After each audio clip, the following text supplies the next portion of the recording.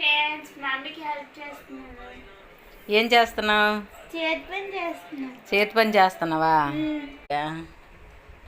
కరెక్ట్గా పట్టుకుంటే అప్పుడు కుట్లేయడం తర్వాత విషయం.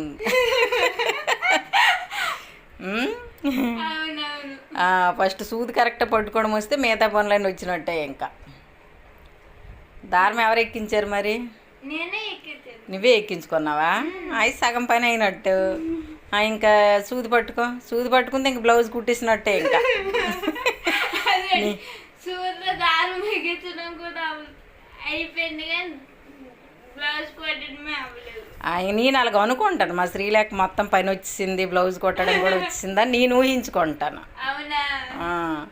చెయ్యి అయితే బాగా నేర్చుకో, సరేనా?